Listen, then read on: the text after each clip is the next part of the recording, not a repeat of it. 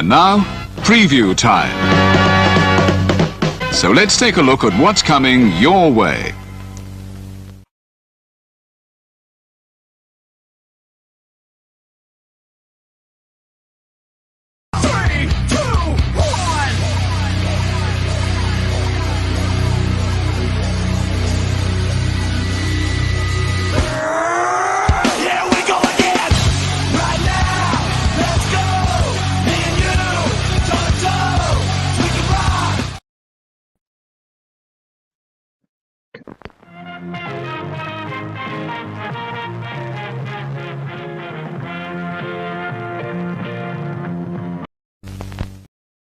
God damn it. Fuck it.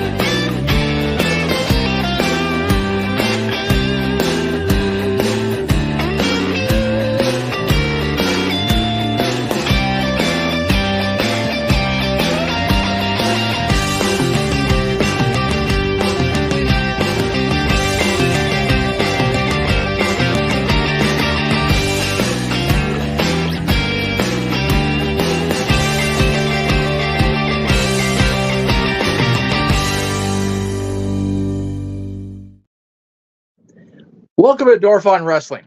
I am Jeff Meacham.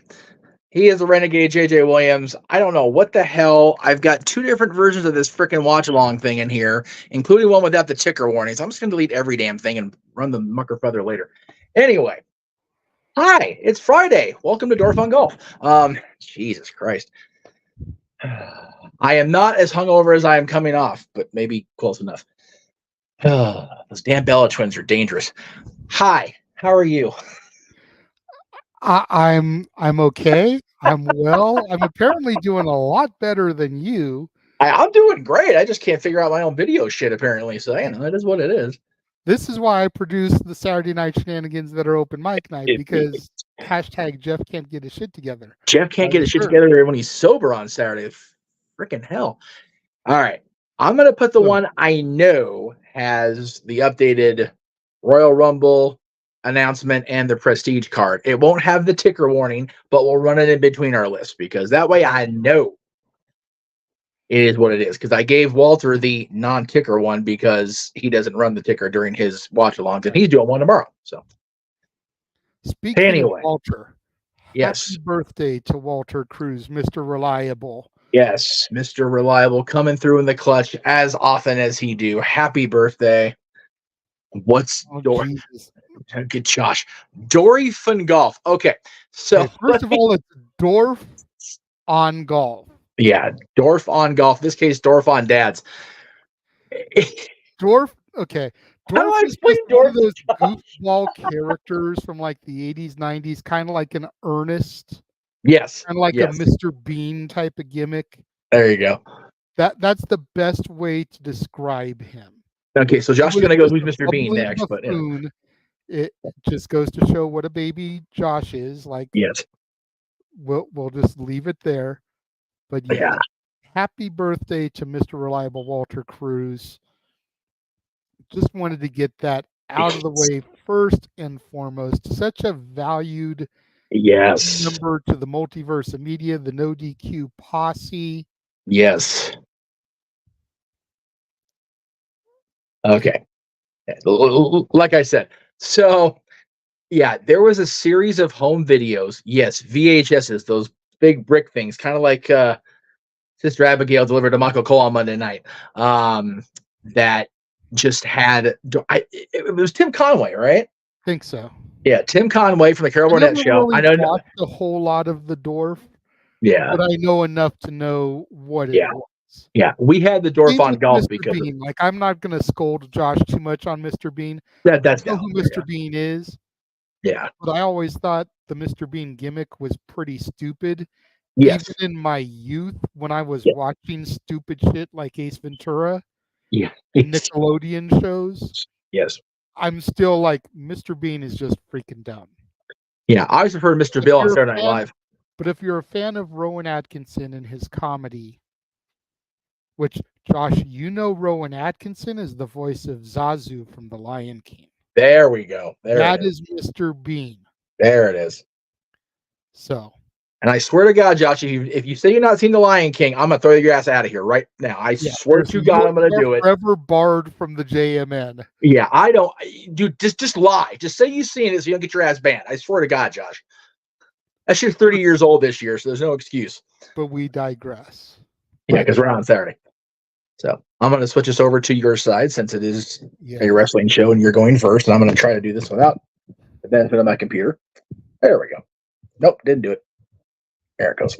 Okay. Dude, we are just full on 2012 mode today. We are just not knowing what the fuck we're doing. That's okay. I have an idea what I'm doing. Okay, but good. You're the producer, man. Unlike 2012, when I was running the camera, I was doing the editing, I was doing the uploading. You're the man whose name is not on the marquee, but we all know that this is, the Jeff fucking Meacham network. So that's right. Jeff motherfucking Meacham. That's right. I started a playlist the other day. Short little side note here. Yes, sir. I started a playlist yesterday that I'm actually going to go out and burn onto a CD because it's just how freaking epic it is. Yes. Phil motherfucking Collins. Yes. That is the name of the playlist. Phil motherfucking Collins. Absolutely. Like, I already have contents for one full disc and I'm not even out of the goddamn 80s yet. I haven't even gotten into the 90s. That's how many banners this dude has. Here we go. Don't say it because I know you know. There is a very, well, not very because it's both younger than both of us, but there's an old WWF connection to Phil Collins in the early part of its expansion era. As far as a song goes, I'm not sure. I'm talking like WrestleMania onward, or like Hulkamania onward, we'll say. Okay. Well, but I will put in the private chat now just to make sure that I am right here. Yeah. So if somebody in the chat knows what song Phil Collins ties to in the early part of Vince McMahon taking the WWF national, ultimately global, obviously, let us know. You won't get anything except the praise of the dads, because I know, and hopefully JJ is his answer is of knowledge as well. But if you guys know that is absolutely correct, Mr. Williams. It is exactly what you're talking about, and what I'm talking about, rather. Now, let's do this for a prize. Okay. All right. Okay. If somebody can get the answer correctly, then not this week, because I'm not sure if I'll actually be home in time for open mic night to start. But next week, you can be a panelist on open mic night. If you're available. Yes. Obviously. So, Josh, you're obviously disqualified for youth and for unavailability. So, anyway, and he has well, I will say there is a trick to this question, in that the song I'm referring to, you don't actually hear Phil sing in the version I'm talking about. Yes. So, all right. So, as we let people percolate on that cauldron, that brew that Jeff is boiling up here, it is on me to kick things off today. And today we are booking now. There are no joint lists. Nope. Both of us have gone about this completely different ways. Yes.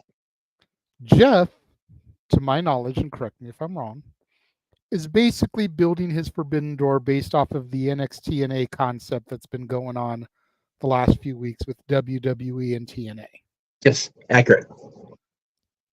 I, on the other hand, am treating this like a true Forbidden Door. Okay. Every federation that I have even a minor knowledge about is open for discussion here. All right. I wanted to do this true Forbidden style. Okay. I have WWE talent, NXT talent, TNA talent, AEW talent, NWA talent, Ooh. OVW talent, Mission Pro talent. I literally opened the doors here. I dig it. So, and unfortunately, I went a little batshit crazy a la Tony Khan. Meaning I have 14 matches. Oh, for fuck's sake, we're going to be here as long as that AEW pay-per-view at this rate. No. We're not going to be here that long. My son leaves at 4, and we have another show at 5, Muckerfeather, so just see. I have 2 matches for the pre-show. Oh, and then 12 matches for the main card. Okay, very good. So kicking off my pre-show. All right. 0 hour, the buy-in, the free-for-all, whatever the hell you want to call it.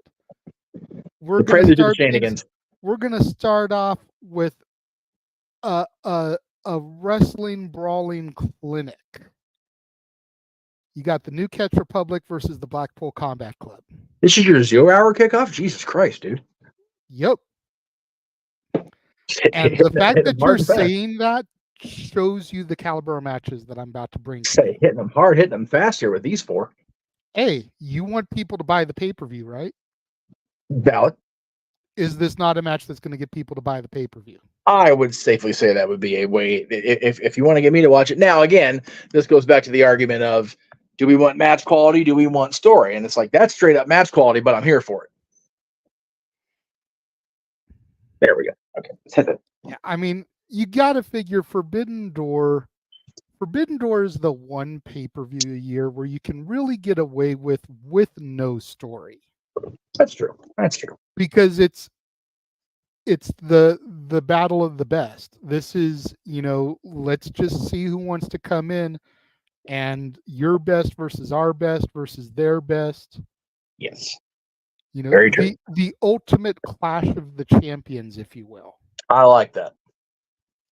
So that is what is kicking off my 0 hour. My second 0 hour match.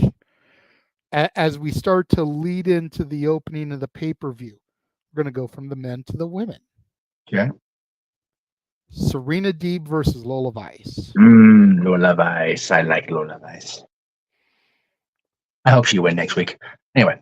Serena Deeb, the professor. Yes. And Lola Vice, the upstart mixed martial artist who's proven her mettle in 2 underground matches against legends like Shayna Baszler and Natalya. Crazy. Has the opportunity in a couple of weeks to become women's champion once again by defeating Roxanne Perez.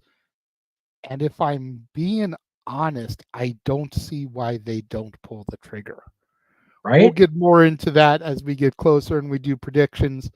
Be on the lookout for Simply Predicting for NXT Heatwave time and date TBD. Yeah, but looking like yeah. I was thinking about some of these people and I'm like, this just seems like it's got Banner written all over it. Serena Deeb, the professor, and Lola Vice. Latina Heat. Lola Vice is very nice. She's not my favorite, like is being implied, but she's definitely grown on me. And now we're gonna go into our main card. Okay. And we're gonna go right into a match of women who kind of bubbling around on the underground, if you will. Okay. And when I say that, I mean that they just really don't have the mainstream appeal that the other companies do. Opening up the main card, I've got Kenzie Page versus Hollywood Haley J. Nice. I like that. Kenzie Page, of course, NWA Women's Champion, currently holding the Burke. Hollywood Haley J, if you watched the Netflix series Wrestlers about Ohio Valley Wrestling, OVW, where Al Snow runs. Yeah. She was very much heavily featured on there. That's how I discovered her. Nice. Because I watched that and Billy Corgan's Adventures in Carneyland, all episodes in about 3 days of both shows. Oh, wow. Okay. Just binged both of them. Binge, baby.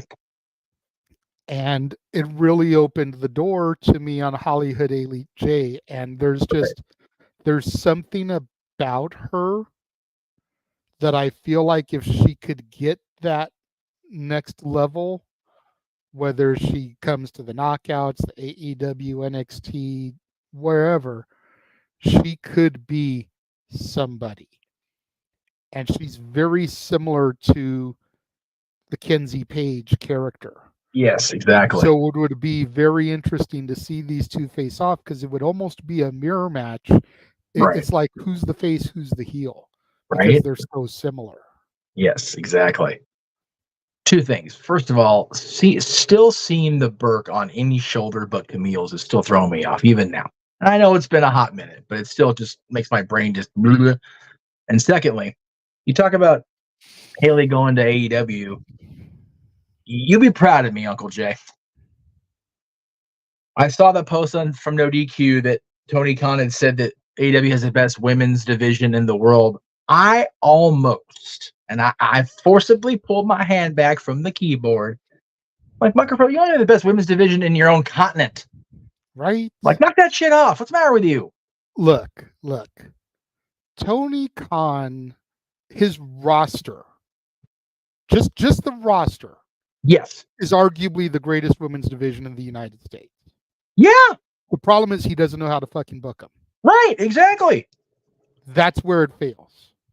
It's the same problem with the WWE's main roster. Yes. Yep. They've arguably got some of the greatest talents in the world. They just don't know how to book them to get them all over. Yeah. That's why the knockouts and NXT are superior. Yes. I will say this, though. Tony was right about one thing this week. After seeing Britt Baker last night, dude, she is this close, dude. She's ready. And she is in shape. Good. And she wore an NWO hat, so good on her for that yesterday. To answer Josh's question, I don't think we do because of the fact that we went completely different routes. Yeah, unless he, I don't really have any NXT versus TNA matches. Yeah. At least I don't think I do.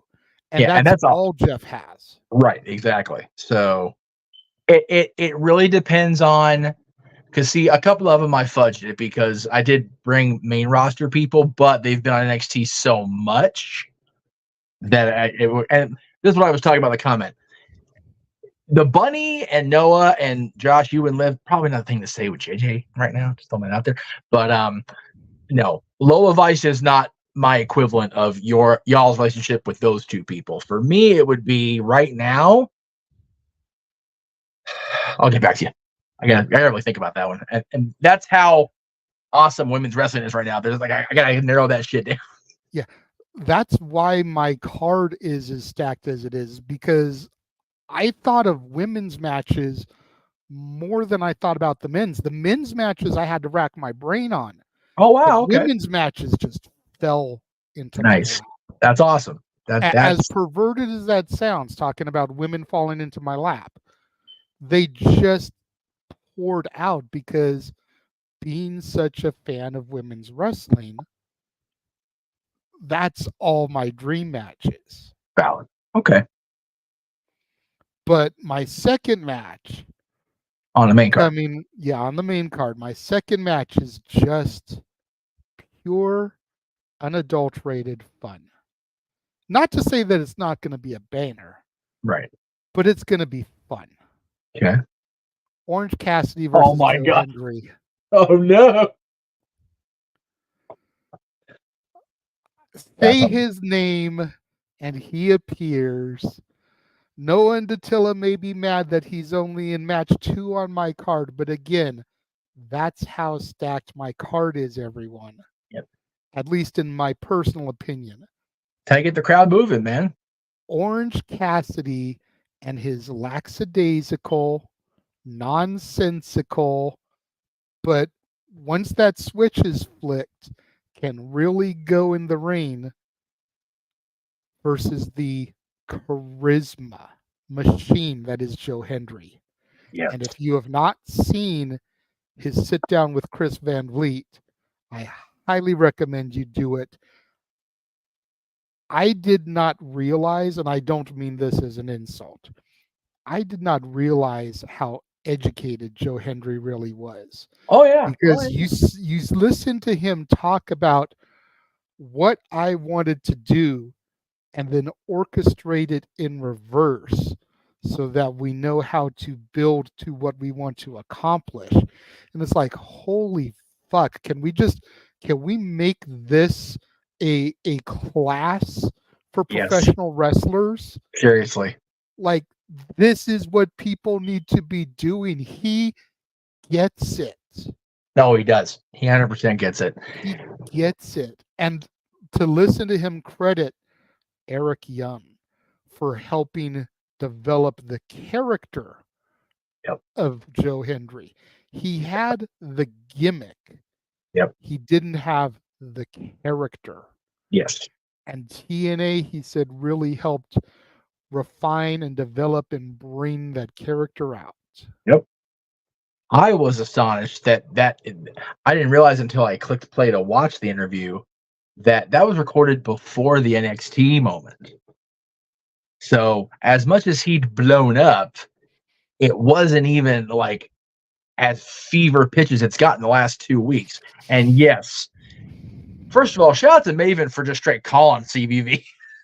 I'm sitting there watching. I'm like, he's calling Chris. Oh shit! And Chris picks up. I was like, oh my god, what is happening on our show? And then freaking Undertaker texts Maven. It's like, okay, we need to stop the show. There, it's like, I even asked Greg on air, how do we go up from that? How does Joe go up at this point?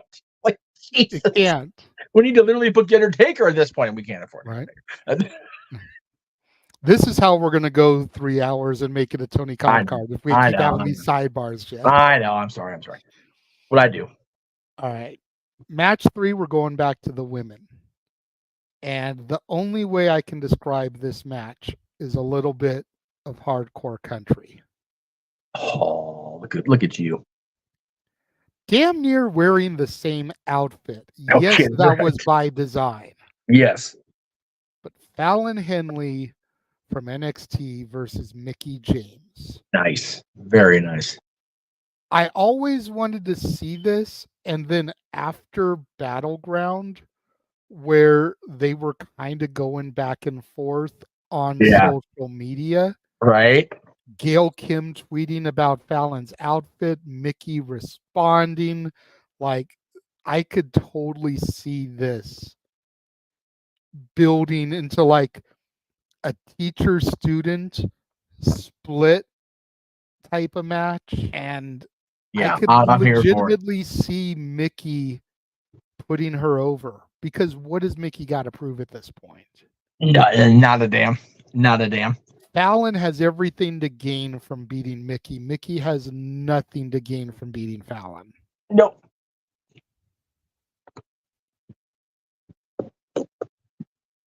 Eventually I'll get comfortable here.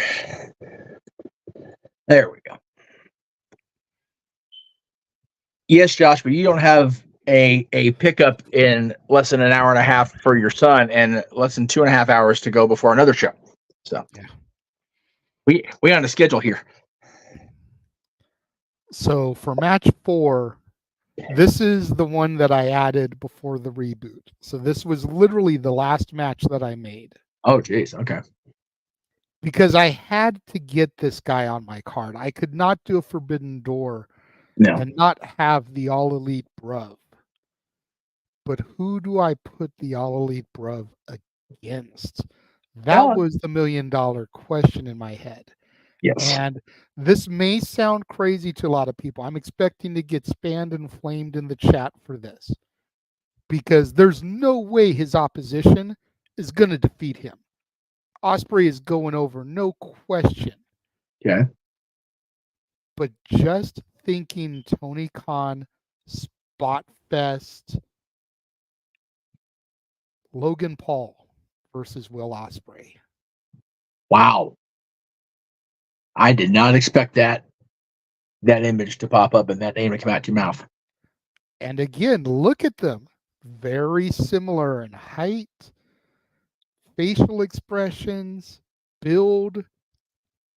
Logan Paul has proven that he is the diamond in the rough when it comes to celebrities crossing over. No, definitely. He has shown that he can go toe-to-toe with world champions. He hung with Roman Reigns. He's hung with Cody Rhodes. There's a reason he is the United States champion. Ospreay is currently the international champion. How much more international of a vibe can Logan Paul get than toe-to-toe with the All Elite Bruv? And if you know anything about these guys, where they got in this business, they are still so appreciative and humble about it. Mm-hmm. Not met Logan in person. Don't know if I ever will.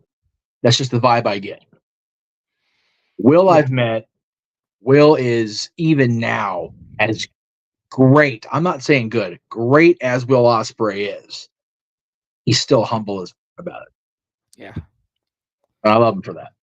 I was like most people. I was anti-Logan Paul until I started watching some of his Impulsive episodes. Yeah. Yep.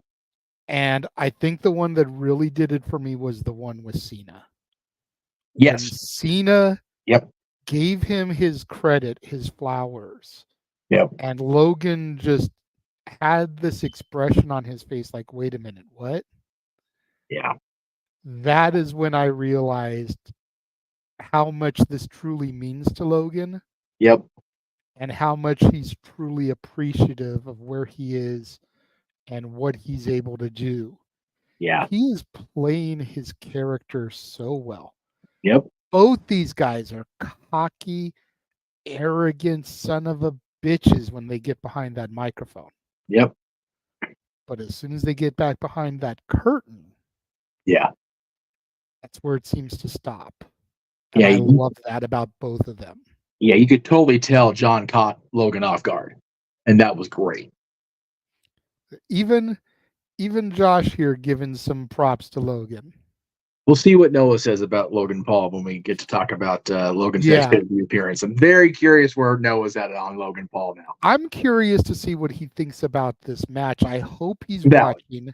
I sent him the link. Okay. I hope he's watching and he can give me something when we go in to do Simply Predicting later on today. That's true. That's true. We'll be there. So I'm curious to see that one match is the whole reason why I wanted him to see this. Right. Because I want his response. All the rest of it, I know he's going to love too. Sure. But that match. Yeah. Yeah. Very curious. There's the hook. Yeah. Match 5 here. I have become such a fan of this woman ever since starting to cover the National Wrestling Alliance. Okay. And I needed to find somebody to throw her up against. Right. And I'm like, who can I face her off against in one of the major companies? And then it clicked with me. You've got a girl in the NWA who's struggling to get some mainstream recognition. And you've got a girl in the company that barely gets any legitimate match or TV time. So throw them in there against each other in a Puerto Rican face-off. Zelina Vega versus Tiffany Nieves. All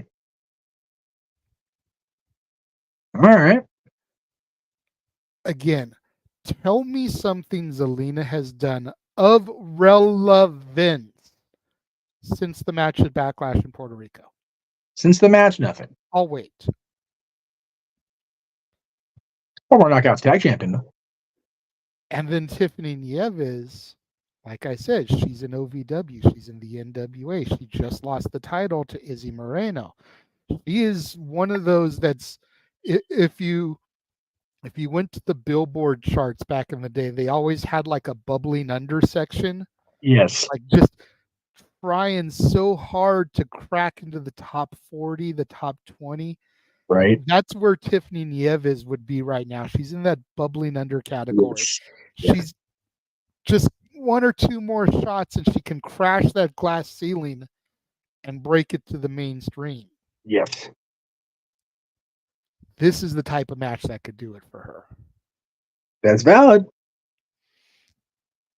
People hate on the way Zelina's booked, but they don't hate on Zelina. She's well respected, and a match with her would be solid for Tiffany.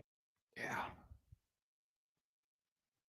All right. So number 6 on the main card, it's just labeled as a technical masterpiece in my mind. All right.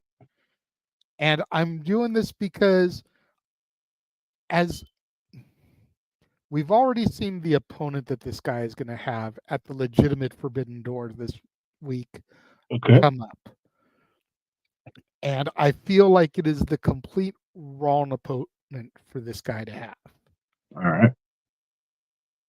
So I needed to give him someone who I felt, while star power-wise may not be on the same level, ability-wise, I think is right there with him. So in this technical masterpiece, you've got Zack Sabre Jr. and Chad Gable. Ooh, I like that. I like that a lot. I mean, Sabre is Sabre. Well, yeah. And I'll talk a little bit about this on Simply Predicting. So here's a little hook to get y'all to tune in. But like, if Sabre loses to Cassidy, what does that do to him in AEW? You defeat the American fucking Dragon. Yeah. But you lose to Orange Cassidy. Yeah. That would be disastrous. And again, that's not shitting on Orange Cassidy, but it's Brian fucking Danielson by comparison. Yeah, exactly. So it's like Sabre has to win. Yeah. But what does Sabre gain really by winning? Nothing. Yeah. He's not on AEW TV every week. Nope. He's not going to be on Dynamite the following week. No. So they've painted themselves into this corner. Yes. I've been thinking that from the beginning. And again, we'll get more into that on Simply Predicting, but Chad Gable, fucking mini Kurt Angle, yes, would be a great foil, I think, for Sabre. Because Gable's got everything to gain by beating Sabre. Yeah. And he needs it right now. Exactly. He needs redemption, man, because he has been just dealt defeat and punked by his own stablemates. And especially if he's got this budding thing going and he's got the Creeds in his corner and Zach brings out his guys, Jesus Christ. Ringside would be enough of an entertainment, let alone the match. Yeah. Good shit, pal. Match 7. I think it's easy to book the winner here. Okay. But it's just something I want to see. Okay. Because I've begun to become a fan of this person in the limited TV appearances I've seen of her on AEW. Okay. But give me Queen Aminata versus Bianca Belair. I'm all about it. I'm here for it. And again, especially after watching Aminata on the Hey You with RJ City, yes, just seeing what a dork she is in real life, give it to me, because I know what a goof Bianca is. Oh, yeah. I could see these two just having a great contest. Yep. It would be a lot of great wrestling moves, but they'd also just ham it up. Exactly. Perfect. You think about how Bianca turns around and spanks her butt. Yeah. Like I could see Aminata, just like throwing it right back in her face. Yep. But there'd be that one move, and then shit'd get real. Yeah. So, match 8, I have no words. Uh-oh. It is just the man who makes mats sacred Ah. versus the best in the fucking world. Oh my God. Oh my sweet baby Jesus, JJ. What is wrong with you? You make us all explode before we get to the main event. The Ring General Gunther. The King General. Yes. Versus the American fucking Dragon. Oh, Chops versus kicks. yeah. And we need the old Imperium music back versus the final countdown. Absolutely. That has to be part of it. Absolutely. Gunther with his trademark jacket, Brian with his trademark robe. Burgundy robe. Bring back the old one again. Bring back the old school shit, Brian. Damn Come on. right. You know we know, Muckerfather. Dude, he's going to be in Frisco tonight and then in freaking Long Island on Sunday, dude. He is a champ and a half. God bless Brian Danielson. He's a madman. Anyway. Yeah. At least he's straight edge. So you won't get fucked up tonight. Number 9 is one that I'm sure everybody's expecting. Okay. So let's just get it over with. Oh, sweet Jesus, JJ. What is wrong with you? Timeless Oh, Tony my Storm God. versus Ash by Elegance. At least you gave her a real name on the promo pic. I did. I was going to be fair. I may make the haha and call her Dimeless Dana Brooke on the air, but Oh, man. we're being fair here. Yeah. So Ash by Elegance and Timeless Tony Storm. Man. This has to go back to the Thunderdome era. This needs to be a cinematic match. Yes. Shot in black and white. Yes. And as the match progresses, you kind of slowly fade into color. So that by the match end, you're in full color. Dude, if technology would go through Hollywood, black and white, maybe a little bit into sepia. Then you get like where only certain colors are popping, the blonde in Tony's and Ash's hair. Oh my God. The red in their lips, but everything else is kind of black and white sepia tone. And then as you get into the end, everything becomes full color. Has to be done cinematic like that. Yeah, I would love that, or find a way to have it where only Ash is in color. That would be too difficult because as you're going for like tie-ups and everything. That's true. That's true. Yeah. This is where CGI comes in, and that's why graphic artists are paid what they're paid, ladies and gentlemen. Yeah, they make bank, and it's for shit like that for us two gay who's booking shit like this. Because we can pull it off. So I think this match is the only match that I have that's WWE versus TNA.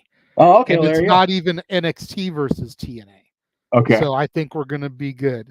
Okay. Because there's a man who, ever since WrestleMania season last year, when he first came across my scope, I have just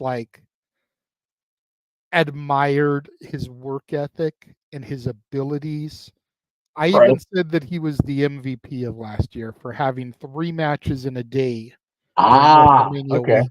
Okay. So I had to find a way to get this MVP on my card, but who? Who do you throw him up against? And considering that man resides in TNA, I thought, why not throw him against Mr. TNA? Oh my God.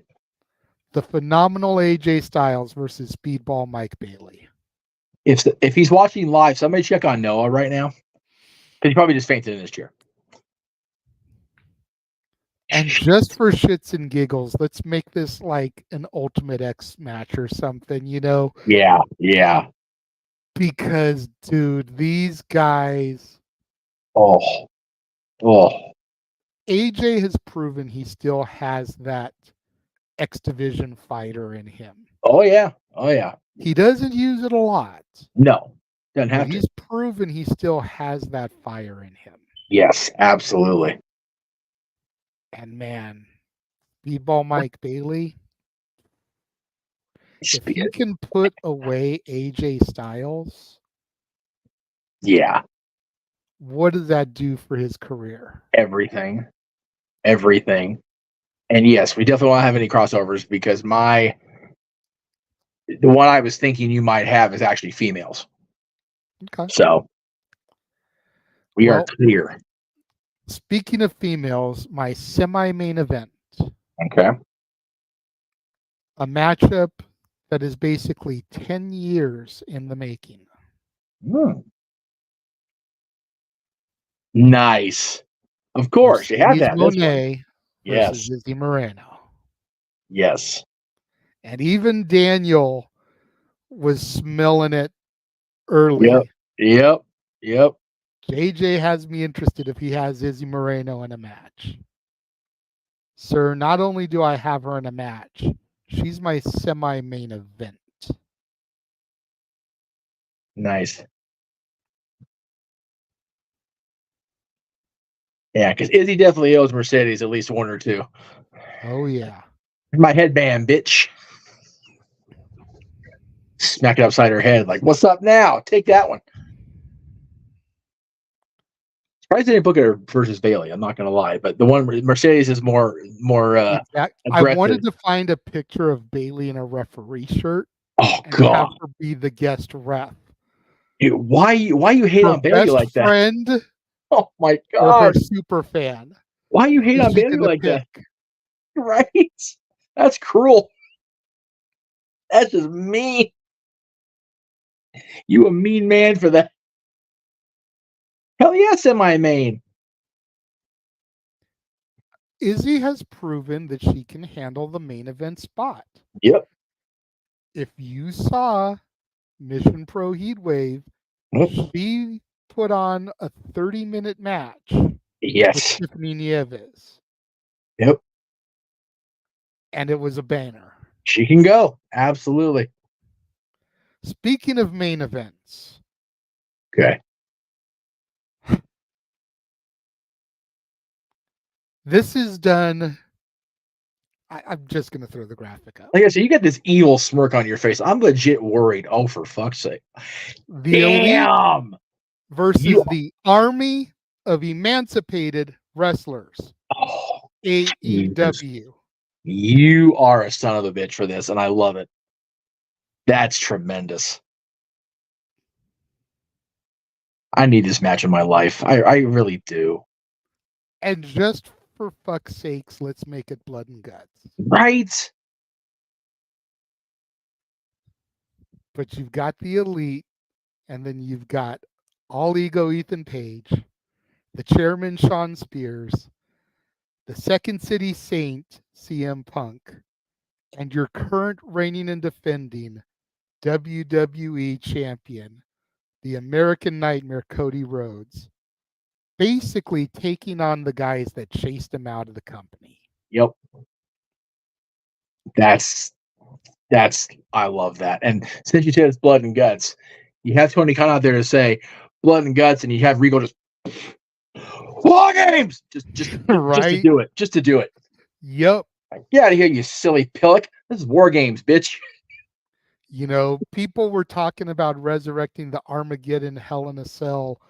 8 men would be a little bit too much, but I could see it. Like, yeah, it's got to be that type of brutality because we know he hasn't said as much, but you know there's more than what Cody has alluded to as to why he left. We all know the situation with Punk, the Bucks, and Perry. Right. The only one he doesn't really have heat with is Okada. He's a casualty by, Yeah. He's guilty by association. Page and Spears, they've been pretty quiet up to now. Yeah. But those promos going in, baby. Yeah. I would only, and since I didn't book my show this way, and I don't have this person, which I'm gonna catch shit for now that I think about it. But I didn't book it this way, so I couldn't have a Max. I would sub MJF in for Ethan Page. Because then you've got all three of the Cody boys, Cody, Spears, and MJF. The problem is that MJF is still with the company. The gimmick is you look at the title, the Army of Emancipated Wrestlers. That's valid. Okay, that's true. And so they're all former AEW. Okay. Using an acronym that spells AEW. Right. No, that to go against the elite of AEW. Okay, well then you just have Max come out and cost the elite just to have him on the show. Because Lord knows Max would like to lay a object or two upside the elite's head anyway. No? No, you know who you have to come out to cost the elite? The King of TNA. Oh, see, I've got Frankie on my show, but I'd be more than okay with he Frankie. Got done dirty. Yep. And as an emancipated wrestler, he's just on the TNA side of things. If I wasn't still with the company, I'd have him go out there too, just to be part of it. Just because he's definitely hinted he's ready to go and has not been given the right creative. It's like, dude, how do you not book Scorpio Sky right? Like, the guy's athletic for fucking days. Dude, just let his contract expire and let him come to NXT, team back up with All Ego Ethan Page. Seriously. Hell, WWE with Ethan Page, or go to TNA and like stay at TNA full time and reunite with Frankie and this crusade Frankie's on to establish who the royalty is out there, man. Have his boy Sky with him. Fuck it. I'm here for that. That is my Forbidden Door card. Yeah, I'm kind of mad at you. In the words of 95, 96 Shawn Michaels, follow that. Yeah, I can't. I can't. And I'm low-key mad that I booked myself into a corner here, but I felt strong enough, I still do, about having it be NXT. And I only did it the way I did it because we're going to get a Forbidden Door card with the AEW folks this Sunday. So I figured, okay, if we're going to open things up, I'm just going to go ahead and it was more of a challenge to myself. You got two companies.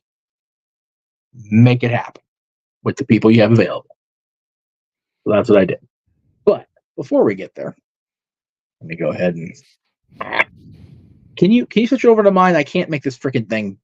I have to turn the phone to do it. Piece of dog shit. There we go. Thank you. Before we go to my list, because WWE can't ever seem to just let us be and keep this man from not having to go into a WWE bay every 5 minutes, two more shows have been added. Probably more after this weekend because, AEW is going to announce like another 6 matches or 6 shows, even though everything's booked at this point. Well, we have added Beach Blast, which isn't in this trailer, so. This is valid. Because, because fuck Tony Khan. Because they can't just let us have a summer break. More than a 1 week notice that there's going to be a special Dynamite.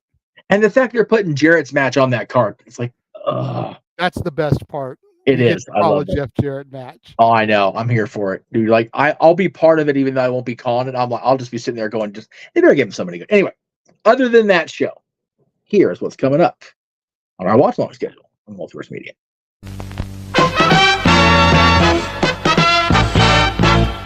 And now, preview time. So let's take a look at what's coming your way.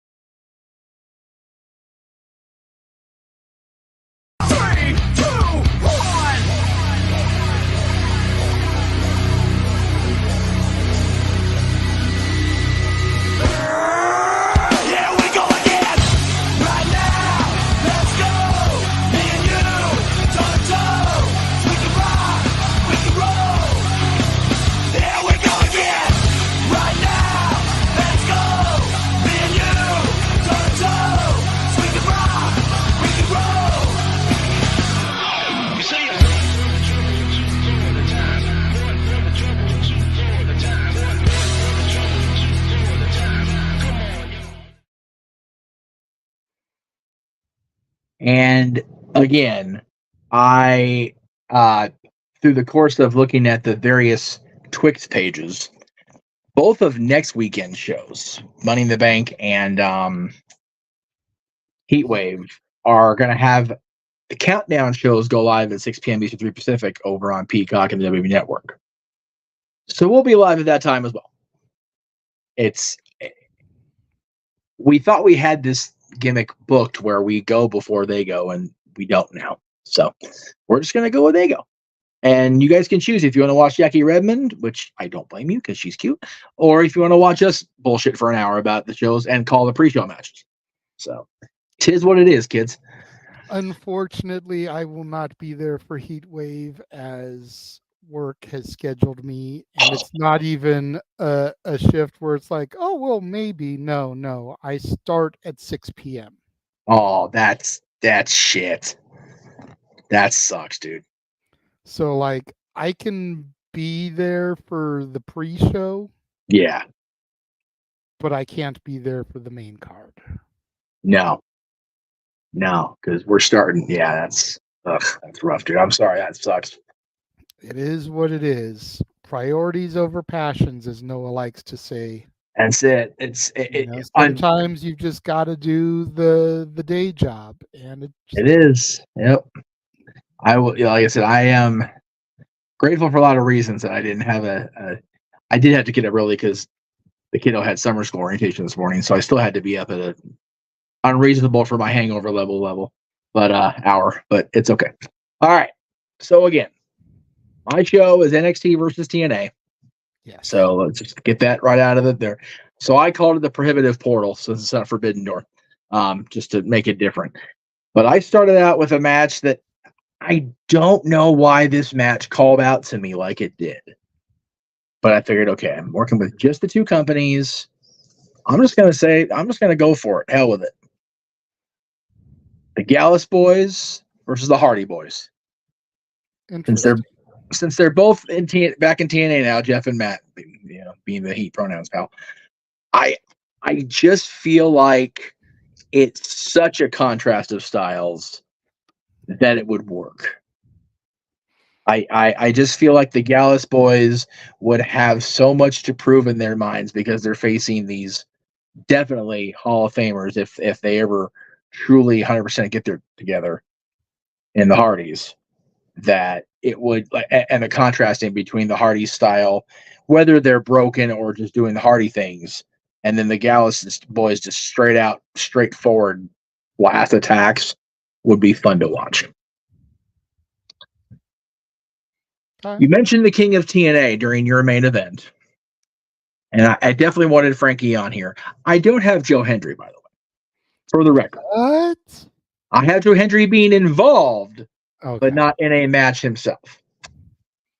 For the record, you believed in Joe Hendry before I did. I did, and I still do. I feel like my card is strong enough. And if I'm wrong, I'm wrong. And I do believe in Joe Hendry, and I'll sing the praises till I can't no more. But with Frankie being here, I thought, okay, who from NXT can we match the King of TNA against? And it's like, well, this guy's father had the word king in his Twix username, so how about Charlie Dempsey? Charlie Dempsey and Frankie Kazarian, I think, would match up just well enough technically, attitudinally.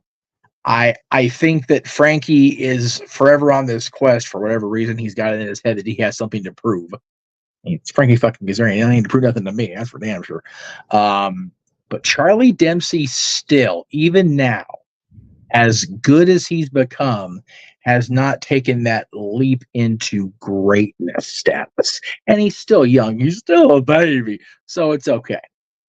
I mean, considering his performance at the last Bloodsport. Right. And who knows if he'll get added to the upcoming one like Shayna Baszler did. That could do a world to helping legitimize him in his young career. But I think putting him with Frankie Kazarian is a perfect type of finishing school. Agreed. Frankie will make this boy run around in circles and get him tied up in knots he hadn't even expected to see from his own father, let alone somebody else. And, nobody else is going to get this joke except for you and I, but, Charlie Dempsey with the little Nate hairstyle there. Didn't even think about that till you said it. Now I can't unsee it. I will Definitely say a blast from Frankie's past if you smell what the Renegade is cooking. I will say the letters UPW and encourage you all to Google that shit. Little Nate, UPW. And you don't have to thank us later because I wouldn't blame me if you didn't. Because it's such a what the fuck from the past. But like you said, I get it. All right. Isn't necessarily the order I would put them in, but the next two matches in tribute to you, sir. Oh. Because you still regard WrestleMania 20 as one of the last great WrestleManias. I don't know if 39 or 40 has usurped that at this point. We'll talk about that at a different time. But Fatal 4-Way Tag Team matches were undervalued on that show. Yes. Even now, which I think is bullshit because they were both fun matches. Mm-hmm. But unlike WrestleMania 20, where it was the men's Raw tag titles and the men's SmackDown tag titles, we first have two sets of men's tag team champions in the System and Axiom and Frazier. Okay. We have your boys, Chase U, and my boys, the Nemeth Brothers. Okay. So 2 teams from each company.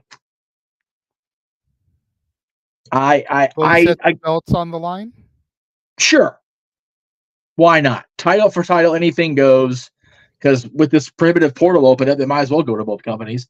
And can you imagine Ryan and Nick being back in WWE as undisputed tag team champions of both brands? If Ziggler wasn't cocky enough, Nev would be like, "Look what I got." Just make Dolph that much worse to deal with. Both sets of belts are on the line. I could see the Nemeth brothers walking out with it. Yes.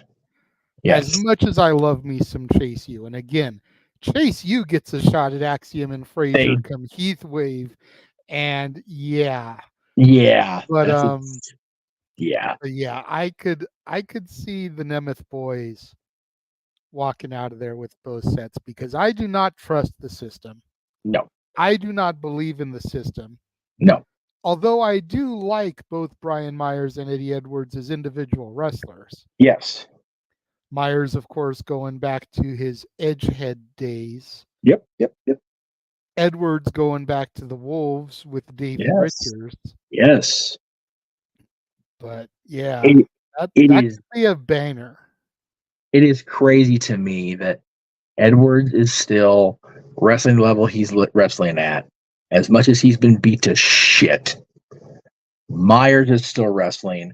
And Cardona, once he comes off this legitimately lingering, obnoxious injury, Jesus Christ, he's going to tear shit up on the indies again. I mean, he is as the GCW guy, the GM anyway. So when he gets his legs back underneath him, watch out. The other match, since the WWE women's tag titles are main roster at this point, they don't always come down and play in NXT land. I still got 2 women's teams from TNA and 2 from NXT. One team, neither team from WWE with NXT has actually been made a team yet as far as in the ring, but I can see one of them definitely happening after the conversation between JC Jane and the other 2 women I'm going to talk about the other night. The other team is one of those scenarios that we all love to hate. Can these opponents truly coexist? We'll find out today. I forgot the first team's name from TNA. Noah is going to kill me, so is Attila. But the most recent former what's that? Spitfire. Danny Luna. Yeah, I knew their names. I was going to think of the team name. Spitfire versus Fallon and what's her name again? Damn. I'm so bad with this shit. I apologize. But Fallon and JC's more recent protege. JC's most recent protege is Jasmine Nix, but that looks like Izzy Dame. It is Izzy Dame. I don't know. I couldn't remember if it was Izzy or Jasmine that I wanted to put with Fallon. But either one works for me in this case because they're both make sense. But the conversation the other night would have been with Jasmine. So that's a botch on me. Sorry. Botch. All right. So Fallon and Jasmine. So we'll just ignore the blonde in that picture there. Versus Kaylani and Sol Ruka. And Sol, who are going to face off at Heatwave, versus the current Knockouts Tag Team Champions, Alicia and Masha. Okay.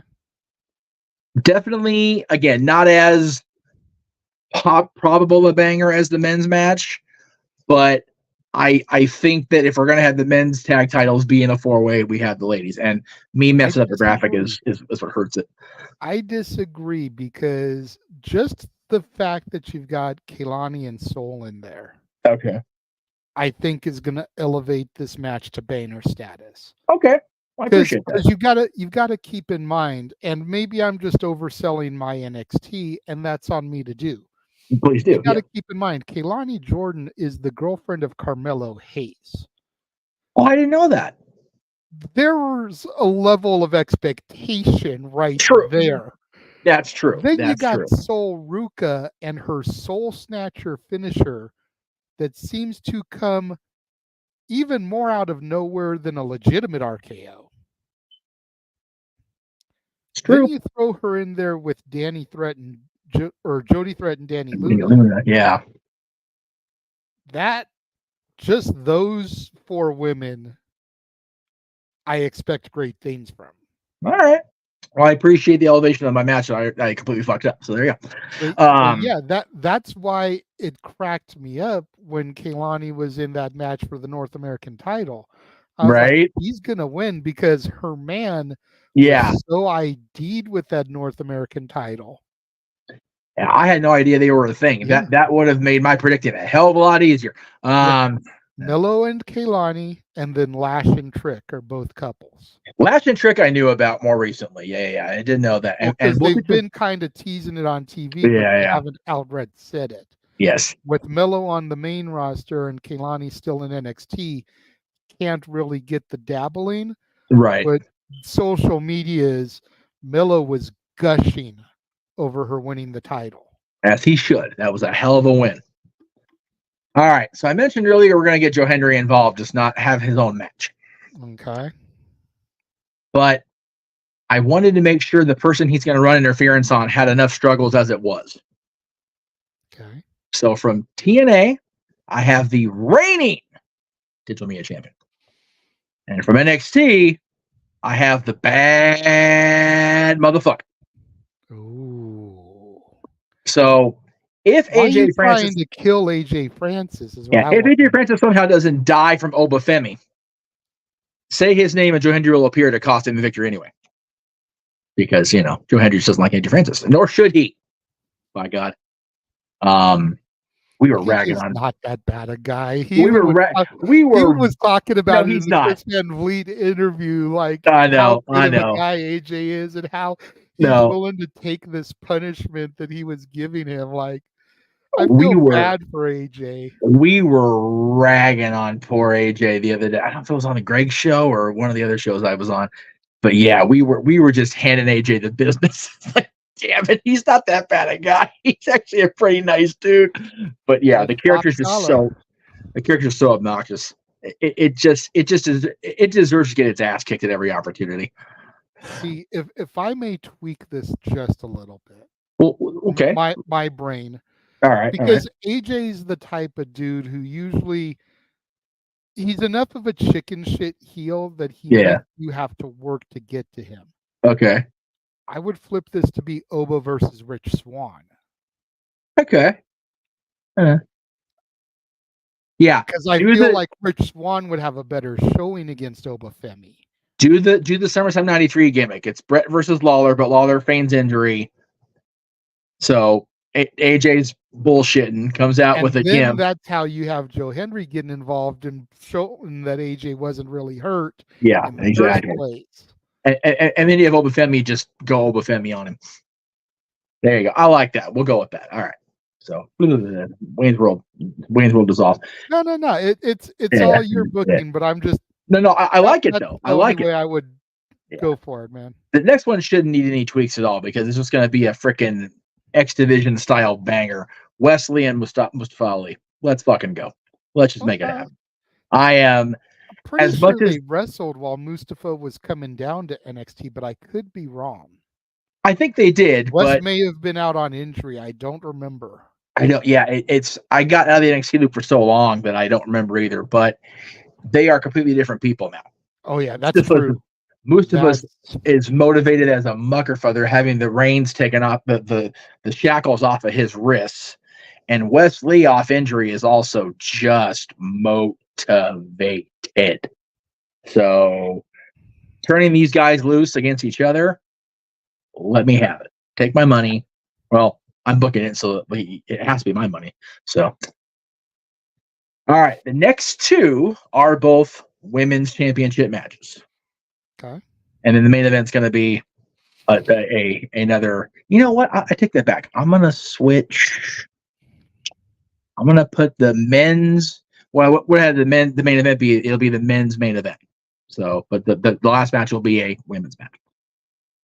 First one will be the NXT Women's Champion.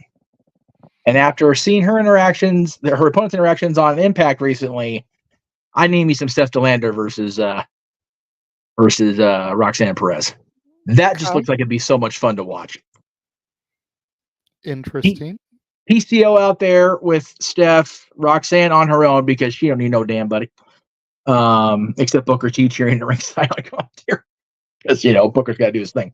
Oh yeah, man, shuck it, duck it. There's a reason she's the prodigy, dog. That's it. There you go. I just think that I don't think Steph gets near the credit she deserves because she's not been showcased enough on TNA yet, and she hasn't had any dabblings in the other companies that have been of substance. And I think she's far better than the casual fan will see. You talk to Cardona, she's the greatest thing since sliced bread, besides his wife. But, I just think the role is Steph, and I think her and Roxanne have a great match. Okay. All right. Speaking of Booker T, if we're going to have NXT versus TNA, you need the NXT champion versus the TNA champion. And yes, I know it's not Moose versus Obafemi like I said I would do because they're the same people. It's like the entrance music's the same, the style's the same, the look's the same. That's why I didn't do it. Because we've been having 30 minutes of the Spider-Man meme. It's not worth it to me. This one though, as much as Moose and the system have become obnoxious assholes, there's still the fandom there. There's still the belief there. And Moose just completely lets you forget how much of a bastard heel he is because he's so big, because he's so talented. And then you got Trick, who has just become this phenomenon. Has become so over that we have our NXT color commentator doing his best impression of the true NXT color commentator doing the entrance. That's how over Trick is. And I love it. And it's great. It's a great part of the presentation. These two guys have such great presentations that putting them together, if they could make it through this match and get to our women's main event, the main event, I'd be surprised if the NXT PC or the Impact Zone wouldn't collapse on itself from sheer charisma overload. Because as one-dimensional as Moose originally appeared way back when, he has evolved into a complete package presentation. And I'm so happy for him because that guy is he's another one of those guys that is understated nice away from the ring. And both these guys deserve everything they have right now. And I'd love to see him go at it in the men's main event of my Forbidden Door Prohibited Portal show. Okay. Now, this one is where it is for two reasons. My main event. Number one, completely trying to kiss your ass. Number two, because I think they fully deserve it. And it's been talked about from the minute we saw that Impact Knockouts World title on WWE television. I need Jordan Grace and Natalya. I need to tap in now. I need to find a way to get the money going and the conversations happening because I think that Natalya is in that spot in her career where she doesn't have anything to prove except beating somebody from another company. And if you're going to be somebody from another company, it might as well be the top person. Natalya has not only crossed borders, crossed barriers, she's broken them down and burnt them behind her and go, nope, nobody else gets to do that but me. Because that's how fucking awesome Natty is. Jordan Grace has done similar things. This is true. You and I both were not Jordan Grace fans. No. But it was more so because of her mouth. Yes, exactly. Not her in-ring abilities. Yes. But her in-ring abilities and her presentation and her ability to carry the brand on her back, at least for me, I won't speak for you, you're your own man, you do what you want to, have allowed her to supersede that running of her mouth on social media. I think, like, I don't even think about that until I actually start verbalizing about it anymore. Whereas every time I saw her back then, first thing came to my mind. Yeah. That's not who she is for me anymore. Agreed. And a lot of that had to do with her appearance in the Rumble for me. Yep. A lot of that had to do with her appearances on NXT television for me. Mm-hmm. And a lot of it had to do with her interviews with Denise Salcedo. Yes. Leading into and coming out of those things. Yep. And getting to hear how she seems to be a much more humble person than she was originally presented as on social media. Yes. And it legitimately comes down to a thing where even if she still has that belief in her heart and her brain, mm-hmm. you know, today, that Chris Benoit in the ring would not be able to hold a candle to the performers that are out there today. She's not verbalizing shit like that anymore. No. She is a changed woman when it comes to that type of thing. Right. You can chalk it up to being young and dumb. Granted, it's only 2 or 3 years. But a lot changes in a person in 2 to 3 years. Yeah, especially in this business. Well, just life in general. Well, sure, you're right. Things change over 2 to 3 years. Yes. Relationships, births, deaths, living situations, jobs. Yes. So much changes. You figure during those 3 years, she had a brief hiatus from TNA. Yep. Contract expired. She left. Yep. Came back a few months later. Just that time away, allowing her mentality and her physicality and her spirituality to rest for 3-6 months, whatever it was. Yeah. Could be all that she needed to change. Yeah. And I am a big enough man that I can realize that, acknowledge that, and forgive that. And I am now a Jordan Grace fan. The biggest thing for me dude, we're all entitled to our opinion. We are human beings. Of course. But social media is the reason that opinions start wars. It's like, just keep your shit to yourself and you're good to go. But her and Natalya, I think, would it would just be such another one of those contrasts. Jordan Grace is a power wrestler by nature. Natty's more technical, but they've both shown they can blend any style. You know, Natty's down there in her Dungeon 2.0 training people along with TJ on the regular. Hell, Joe Hendry was down there a couple weeks ago. You know, doing his shtick. But just rolling around the ring at the same time, just getting repetition, getting the reps in, getting the moves in, keeps your bones fresh, keeps your mind fresh. And yeah, Natty has nothing to prove at this stage of her career. She's the longest tenured woman in the history of WWE, not named Fabulous Moolah, and there's a whole other set of asterisks with that, and I'm not even going to get into that shit. But Natalya and Jordan Grace, I feel, as even a co-main event with Moose and Trick, dude. I if I wasn't booking it already, I'd take my money for those 2 matches alone. Yeah, absolutely. So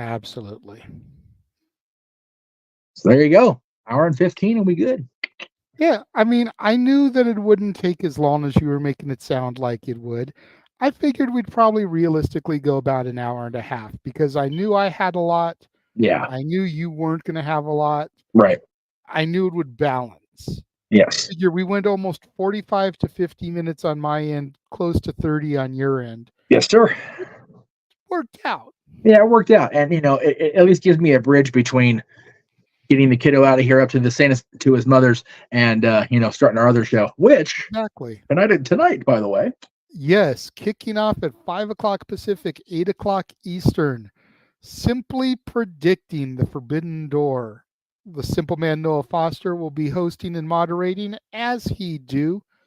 I will be there. Jeff motherfucking Meacham will actually be there for this one. I'll be there. Who knows who else from the Island of Misfit Toys will be there to simply predict the Forbidden Door. All are welcome.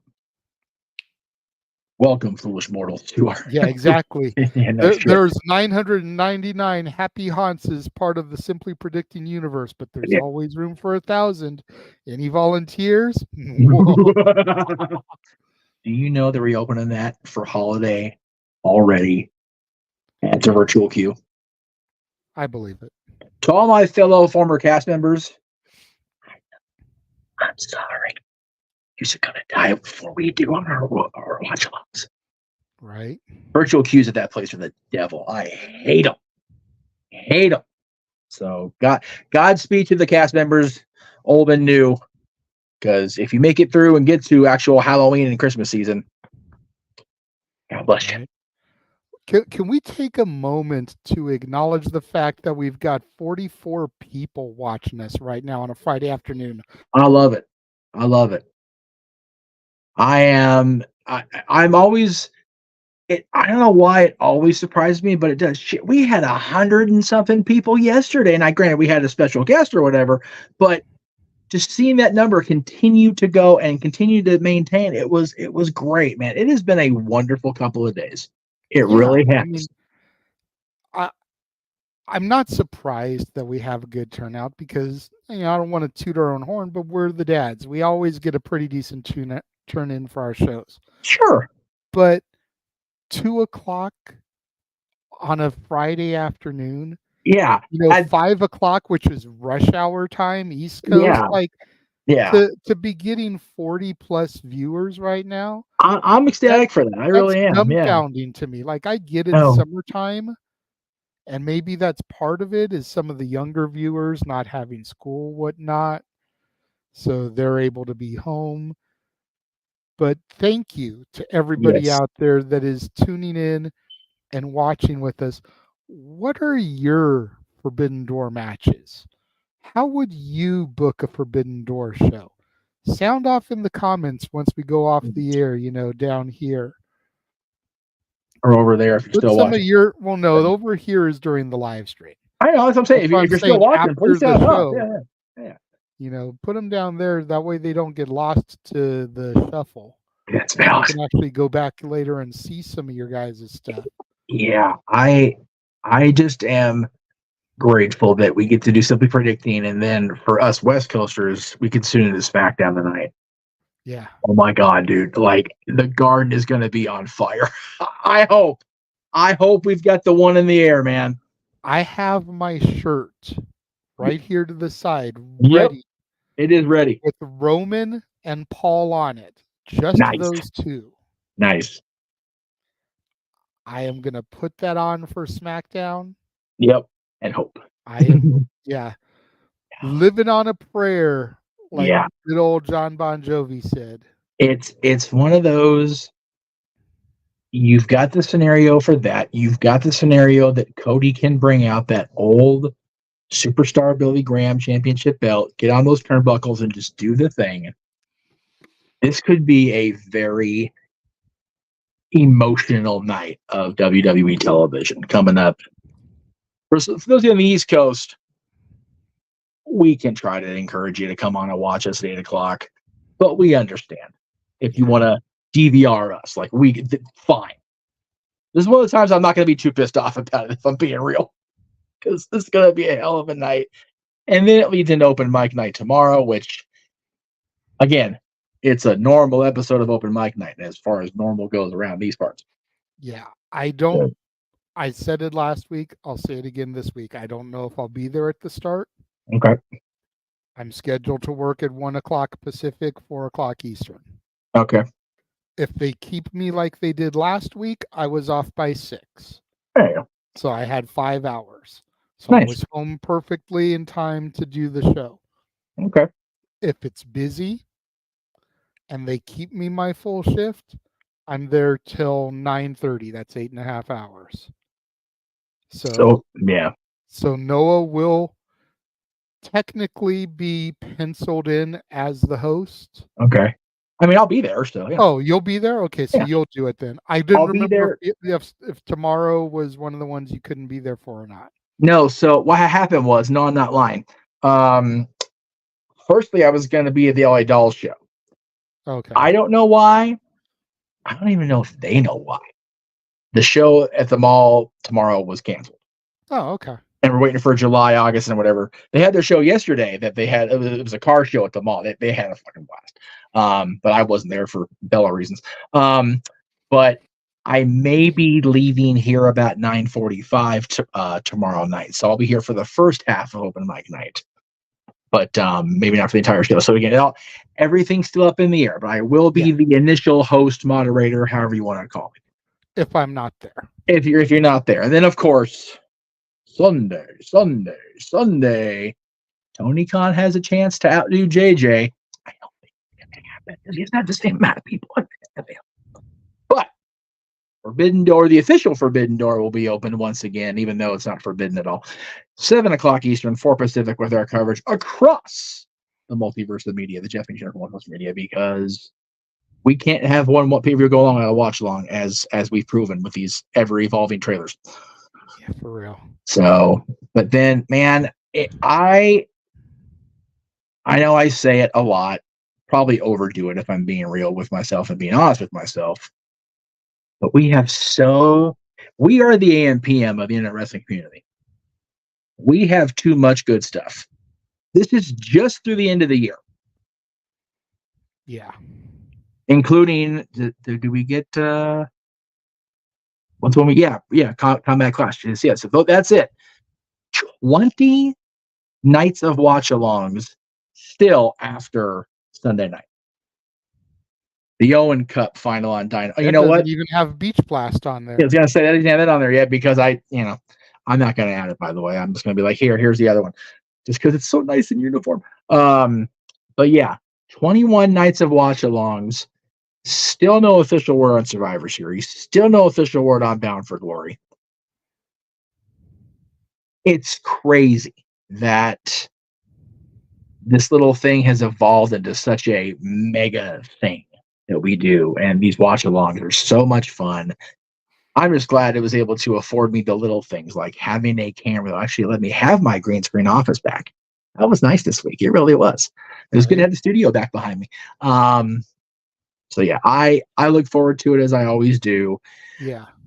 As much as WrestleMania season is like my Christmas, I love the summer. We've got Money in the Bank, we've got SummerSlam, Slammiversary, Ring of Death for Dishonor is always a low-key fun show for Ring of Honor, all in and all out, into September and October, and then just all the new stuff.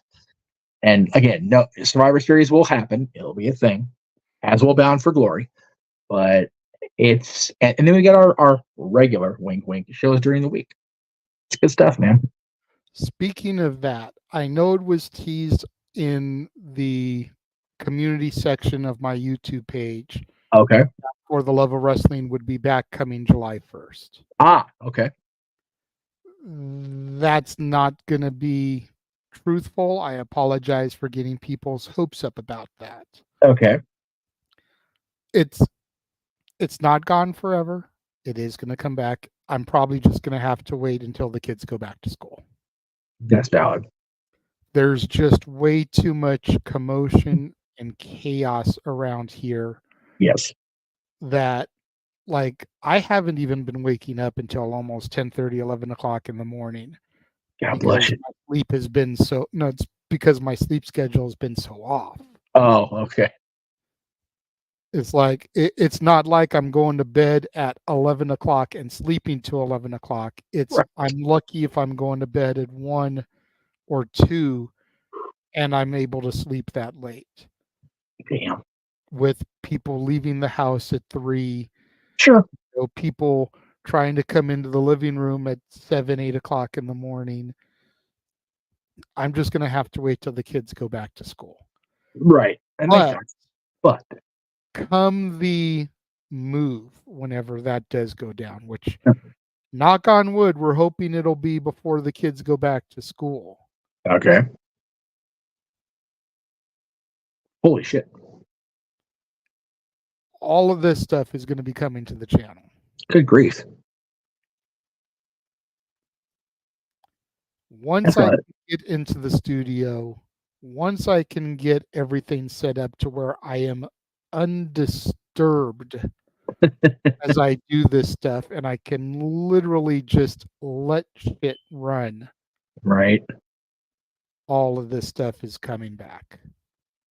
The War Zone, of course, the weekly acquisition report. Granted, not as much going to be coming to that one as used to be because Dollar Tree doesn't do movies anymore. Oh, shit. You're kidding. They've completely gotten rid of them with their price points going up.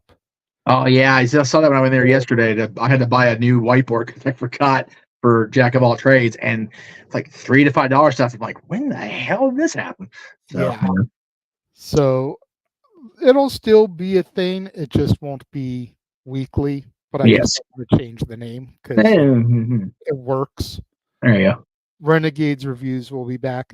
Deep Cuts is a music show that I'm going to be starting. Okay. Self-explanatory. It's about deep cuts on an album, songs that weren't singles, mainstream, blah, blah, blah. We need the announcer from Saturday Night Live that did the Jack Handy thing for that. And now, Deep Cuts with J.J. Williams. I need it to be a thing in my life. Anyway. We can probably get James to impersonate it. Valid. That's valid. He can. That's true. Inside the Mind of the Renegade, whenever I get the itch to do that. Yes. Stat Boys Sports Bar, of course. Albumversaries. I spelled it like that on purpose. Don't tell me I misspelled shit. That's going to be another music show where we go in depth about albums on an anniversary date. All right. 10th anniversary, 15th anniversary, 25th anniversary, etc., etc. Yes. For the Love of Wrestling, Simply Predicting, our watch-alongs, open mic night, and Forgotten Gems. That is another music show that I am hoping to get started with Jordan around here, my girlfriend's oldest.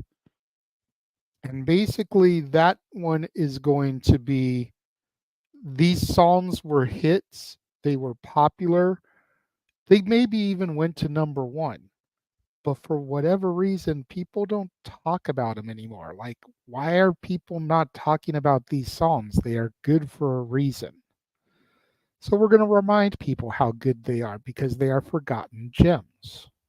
I like that. And I like it more now having the access to the satellite radio we've had the last, whatever, it's been 4 years now. Because I'll hear songs I used to hear all the time by the same DJ because it's still Shotgun Tom Kelly. And I'm like, why don't they talk about this song no more? Like, it's so good, and it got such a high amount of rotation, and now you have to have satellite to hear this shit now. Yeah. So great concept. I like that.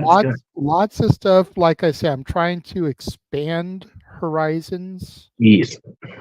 That way I can gain new viewers, new followers, new subscribers. Yep. Still have the movie content, have the wrestling content, now expanding into music content. I dig it. It's like the brain has been percolating during this hiatus I've been on. So don't think people that I've just been sitting here on my keister. Nay. I've been running a bunch of stuff. I actually have transcript written for my first episode of Deep Cuts. Nice. Very cool.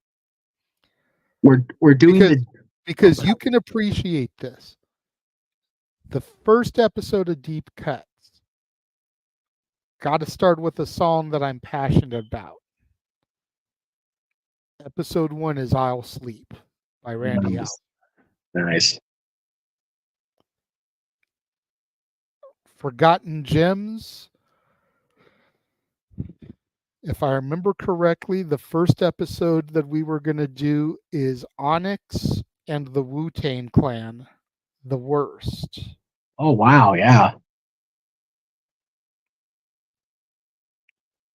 So. Oh, we have a ding ding ding. Oh, we have a ding ding ding. I like ding ding dings. Dude, Eddie, dude, you are fine, man. You have been my consistency when I wake up and say, hey, I got some money in my pocket today. So, dude, you're fine. I appreciate the 10 for a makeup as opposed to a 5. Thank you. It is always appreciated. It's good to know that we have the consistent viewership and the people that are there on the regular, because regulars and consistency are always valued and appreciated around here. So thank you for that. I share the love. Yeah, please. We definitely some of us are still struggling to hit the threshold. Oh, okay. Well, Mike and I, kids, make this happen for this boy. Or hell, do it at 5 o'clock. Fuck, something. But yeah, I have high hopes for the future. Yesterday was a very revelating type show, interacting with the people we interacted with yesterday. So I am much more hopeful for the future than I was even beginning of the week. So it's going to be a very interesting next few chapters in the story of the multiverse of media. Definitely. And, we've talked about it in private. I've got no problem airing it in public. One of the things that I've always said we need to try to do is expand our horizons. Definitely. And out from the bubble. Yes. 98% of our content is wrestling related across all the channels. I'm going to say, yeah. Yep. So to be able to have a channel that has music content and movie content and sports content, like that makes the Casa D18 Studios a go-to destination within the multiverse. No, I agree with that. And I've always, that's where this is coming from to the viewers out there. And it's stuff that I've always been passionate about. No, for sure. I've always been a music junkie. Yeah. Ask this man about my old computer tower back at the old Casa and all the extensive stuff that was on there. If we were to have Noah doing all the music, he'd be sitting here for a week saying all the music, because he wouldn't be able to stop. Put it to you this way: if people thought my movie collection was bad, oh no, I could put Netflix to shame with a music collection. Yeah, there is where he is now. Even now, there is happened at the same time. There is a giant display that housed enough movies, even Blockbuster, to go, hey, no fair. But if you move into his computer tower back in the day, the warehouse would go, no, like that. We need to have some of that shit back because we're low. If you don't know what the warehouse and Blockbuster are, you're too young for the room, and we love you anyway. But we'll see you next time. Blockbuster especially, because I talk about Blockbuster all the fucking time. Like seriously, like come on. But yeah, G, good to see you. G, thank you for asking after my condition this morning. It was a little messed up. Those Garcia twins are dangerous people. Anyway, but we love them. That's it for us on the Dads. Again, we'll be back at 8 o'clock Eastern, 5 Pacific. We're simply predicting, man. We're going to be talking about the real Forbidden Door now that we've given you the better versions because we have more to work with our shit. We'll see what Tony Khan can do in 2 days. and we'll talk about all of the matches. And you know what? As much shit as we give good old TK, Yes. the matches tend to deliver. Oh yeah, no doubt. It's the getting us to care about the Yes. matches Yes. that he always falters in. Yes. I talked about this with Bray. Get Yep. that little thing ironed out. Yep. AEW could level up. Until then, they will forever be a distant number 2 bordering on number 3, because TNA, despite what people think because of their shitty ass network deal, yep, are getting a shit ton of recognition, primarily because of this crossover with WWE. Yes. But you look at the viral reaction to Joe Hendry's performance, just his appearance in NXT. The dude was in the match for like 33 seconds. Yeah. But just his music hitting, him coming to the ring, him getting eliminated from the match. That 5-minute segment, if we can count it that. Yeah. Is the second most viewed WWE clip since WrestleMania. It's now surpassed. It's number 1 on Twitter, on Twix.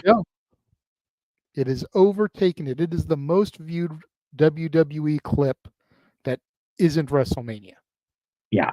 They have a TNA star appearing on the NXT brand, surpassing WrestleMania clips on the X platform. A TNA upper mid-carder. No disrespect to Joe, but let's not call him a star. It's not like he was main event talent. Okay. Same with Frankie, much as we love him. Upper mid-carders. Okay. But even then, and still, yeah. And the pop for his music is still what wrecks my shit. Yeah. His debut has got more social media views than the debuts of Okada, yep, Monet, and Ospreay combined. Yeah. That is literally game changers in Joe Hendry's comedy gimmick. Yeah. That is Nobody watches TNA. Yeah. That is literally publicity you can't buy. And they didn't. Tony spent a lot of money on those 3 people you mentioned. All Joe Hendry had to do was drive up from the impact zone and walk into that PC and set the world afire. And everybody in that building knew exactly who the hell it was. Yep. Even to the rhythm of the clap of the song. That is what you call press. You just can't. You can't put a price on that shit. It's priceless. It is priceless, and it's wonderful to see it for a guy like Joe Hendry and a company like TNA, who people have been been playing taps for their entire existence. Right? All right. They are back, motherfuckers.